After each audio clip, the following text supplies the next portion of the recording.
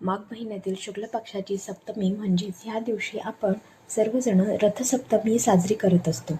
जर काही कारणाने संक्रांतीचे हळदी कुंकू किंवा लहान मुलांचे बोरन्हाण व्हायचे असेल तर रथसप्तमीच्या दिवशी सुद्धा बऱ्याच ठिकाणी केली जाते. ह्या दिवशी सूर्यदेवाचा जन्म झाला होता, म्हणूनच ह्या दिवसाला सूर्यजयंती असे सुद्धा म्हटले जाते. देवर्षी कश्यप आणि माता अदिती यांच्या पोटी सूर्यदेवांनी जन्म घेतला होता असे पुराणामध्ये सांगितले आहे.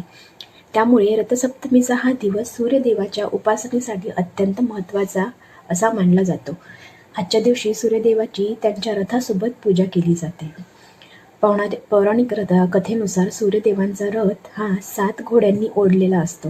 हे 7 घोडे सप्तरंग, सप्तछंद, सप्तदिवस आणि 7 प्राणशक्तींचे प्रतीक मानले जातात. रथाचा सारथी अरुण आहे, जो अज्ञानातून ज्ञानाकडे नेणारा मानला जातो. 2026 हे वर्ष सूर्यदेवाचे वर्ष आहे. त्यामुळे यावर्षी रोज सूर्यदेवाची उपासना करावी. सूर्यदेव हे एकमेव असे देव आहे जे आपल्याला रोज प्रत्यक्ष दर्शन देत असतात. जर सूर्य उगवलाच नाही तर या पृथ्वीवर सर्व जीव नष्ट होतील. त्यामुळे आज सूर्यदेवाची कृतज्ञता व्यक्त करण्याचा दिवस असतो. आपल्याला आपल्या जीवनामध्ये मान सन्मान मिळावा आणि आपण बलवान, बुद्धिवान आणि तेजवान व्हावं यासाठी सूर्याची उपासना करणे खूप महत्त्वाचे असते. सूर्यदेवाची उपासना केल्याने जीवनामध्ये आपल्याला हवं ते सर्व प्राप्त करता येते. आपल्याला मान सन्मानमध्ये वाढ होते, कारण आपल्या पत्रिकेतील सूर्य हा ताकदवान होतो. तर नमस्कार सर्वांना, मी पूजा तुमचं माझ्या चॅनलमध्ये खूप खूप स्वागत करते. आज आपण बघणार आहोत रथसप्तमीच्या दिवशी आपण सूर्यदेवांची कोणती उपासना, कोणती सेवा करायची आहे, ज्यामुळे सूर्यदेवाची अखंड कृपा आपल्यावर राहणार आहे. व्हिडिओ माहितीपूर्ण वाटल्यास व्हिडिओला लाईक आणि शेअर नक्की करा आणि चॅनलला सबस्क्राईब नक्की करा. तर व्हिडिओला सुरुवात करूया. तर रथसप्तमीच्या दिवशी सकाळी लवकर उठून सुशोभित होऊन शक्य असल्यास ब्रह्ममुहूर्तावर सूर्याला अर्घ्य नक्की द्यावे. ब्रह्ममुहूर्तावर शक्य नसेल तरी सूर्य उगवायच्या वेळी म्हणजेच उगवत्या सूर्याची पूजा आपल्याला करायची असते. सूर्योदयानंतर एक अर्धा तास म्हणजेच जास्तीत जास्त 8 वाजेपर्यंत सूर्याला अर्घ्य द्यावे. त्यानंतर सूर्याचे किरणे हे अधिक प्रखर होत जातात आणि सूर्याचा ताप वाढत असतो. त्यामुळे तापत्या सूर्याला जल अर्पण करू नये असे म्हणतात. त्यामुळे जेवढं लवकर होईल तेवढं लवकरच सकाळीच सूर्याची उपासना पूजा आपल्याला करायची आहे. एका तांब्यामध्ये पाणी घेऊन त्यात हळद, कुंकू, अक्षदा, फूल, दुर्वा आणि एक गुळाचा खडा टाकून हे जल आपल्याला सूर्याला अर्पण करायचे आहे. सूर्यदेवाला जल अर्पण करताना ओम गृणी सूर्याय नमः ह्या मंत्राचे पठण करायचे आहे. अर्पण केलेले जल हे खाली पडू न देता एक पातेले खाली ठेवायचे आहे. अर्घ्य द्यायच्या आधी किंवा बकेट ठेवायचे आहे, जेणेकरून ते पाणी कोणाच्या पायाखाली येणार नाही किंवा ओलांडलं जाणार नाही. तर ह्या गोष्टीची काळजी घेणे अत्यंत महत्त्वाचे आहे. आणि पातेल्यातील जे पाणी आहे अर्घ्य दिल्यानंतरचे, तर ते तुळस सोडून इतर कुठल्याही झाडाला टाकू शकता. सूर्यदेव हे आरोग्य, तेज आणि जीवनशक्तीचे अधिष्ठाता आहेत. रथसप्तमीच्या दिवशी सूर्योपासना केल्याने रोग निवारण होते, शरीरातील तेज वाढते, मानसिक स्थैर्य प्राप्त होते. सूर्य हा आपल्याला ऊर्जा देत असतो. एक प्रकारच्या पॉझिटिव्ह व्हायब्रेशन्स ज्याला आपण म्हणतो ते आपल्याला सूर्याकडून मिळत असतात. आपल्या शरीराला लागणारे व्हिटॅमिन डी हे एकमेव जीवनसत्व आहे जे आपलं शरीर स्वतः तयार करतं, पण त्यासाठी सूर्यप्रकाश अत्यावश्यक असतो. त्यामुळे आपल्या आणि आपल्या कुटुंबाच्या सुदृढ आरोग्यासाठी सूर्यदेवाची उपासना नक्की सर्वांनी करावी. ज्याप्रमाणे सूर्य प्रकाशित आहे, तेजवान आहे, तसेच आपले आयुष्य हे प्रकाशित व्हावं, आपल्या जीवनात सुद्धा सूर्यासारखं तेज यावं आणि आपल्याला आयुष्यामध्ये प्रत्येक कोणत्याही क्षेत्रामध्ये सक्सेस मिळावं, त्यासाठी तर कष्ट करावे लागतातच, पण सोबतच सूर्याची उपासना केल्याने आपल्याला पत्रिकेतील सूर्य मजबूत होऊन आपल्याला प्रत्येक क्षेत्रामध्ये, मग ते कुठलेही असो, त्यात यश नक्की मिळते. पण कष्टही तेवढेच महत्त्वाचे आहे, हे नक्की. पत्रिकेतील सूर्य जेव्हा बलवान असतो तेव्हा नोकरी संदर्भात काही अडचणी येत नाही. त्यामुळे रथसप्तमीपासून आणि रथसप्तमीला सुद्धा सूर्यदेवाची उपासना नक्की करावी.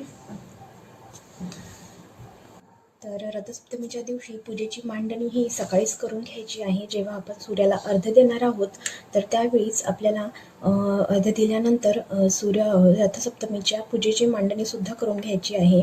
एका चौरंगावर लाल कापड टाकून त्याच्यावर सूर्यदेवाचा फोटो घ्यायचा आहे. सूर्यदेव रथामध्ये बसलेले आहे असा फोटो घ्यायचा आहे.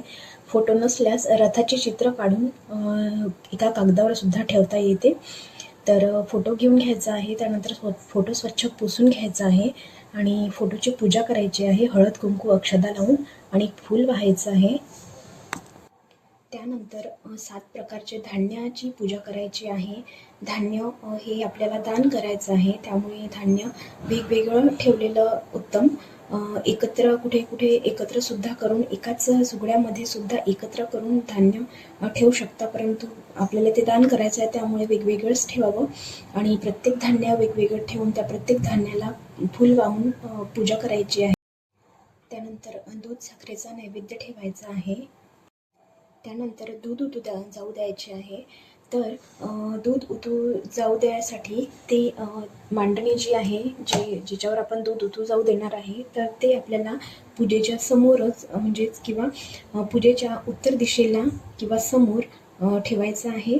तर त्यासाठी एका वाट्यामध्ये वगैरे समिधा घेऊन किंवा गौऱ्या घेऊन त्याच्यामध्ये कापूर टाकून अग्नी प्रज्वलित करून घ्यायचा आहे. त्यानंतर अग्नीची आपल्याला सगळ्यात आधी पूजा करायची आहे. हळद कुंकू अक्षदा आणि एक फूल वाहायचं आहे. त्यानंतर एका सुगड्यामध्ये थोडेसे दूध घेऊन त्याच्यामध्ये थोडेसे तांदूळ आणि थोडेसे तीळ आणि थोडीशी साखर टाकायची आहे. ते एकत्र करून त्यानंतर ते सुगडं जे आहे ते त्या अग्नीवर ठेवायचं आहे आणि त्याला उकळी येऊ द्यायची आहे. ते उतू जाऊ द्यायचं आहे. सुगडं अशा प्रकारे ठेवायचं आहे जेणेकरून दूध जे आहे ते उत्तर दिशेकडून उतू जाणार.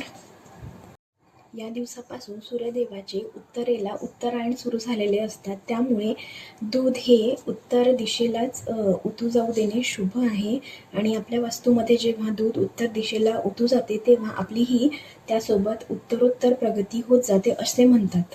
घरामध्ये धनधान्याची भरभराट होते आणि सुखसंपत्ती नांदते असे म्हणतात. तर दूध उतू गेल्यानंतर जेवढं उतू जाते तेवढं जाऊ द्यावं. त्यानंतर उरलेले जे तांदूळ आणि तीळ आहे तर त्यामध्ये त्यापासून खीर बनवून ती घरातल्या सर्वांनी खावी आणि दुधाचा जो नैवेद्य ठेवलेला आहे तो सर्वांनी घरातल्यांनी घ्यावा आणि जे धान्य आपण ठेवलेले आहे पूजेमध्ये तर ते रथसप्तमीच्या दिवशीच एखाद्या गरजू व्यक्तीला दान करून द्यावे. रथसप्तमीच्या दिवशी सूर्यदेवाच्या उपासनेमध्ये आपल्याला काही सेवा करायची आहे. तर त्यामध्ये पूजा झाल्यानंतर सूर्याष्टकम, सूर्यचालिसा, सूर्यकवच, नवग्रह स्तोत्र ह्या सर्व स्तोत्राचे पठण नक्की करावे आणि आदित्य हृदय स्तोत्राचे पठण नक्की करावे आणि वाचन करणे शक्य नसेल तर यूट्यूबला लावून श्रवणसुद्धा त्याचे करू शकता. ह्या सेवा आपल्याला नक्की करायच्या आहे. तर व्हिडिओ माहितीपूर्ण वाटल्यास लाईक आणि शेअर नक्की करा आणि चॅनलला सबस्क्राईब नक्की करा. आजच्या व्हिडिओमध्ये एवढंच. भेटूया पुढल्या व्हिडिओमध्ये. व्हिडिओ बघितल्याबद्दल धन्यवाद.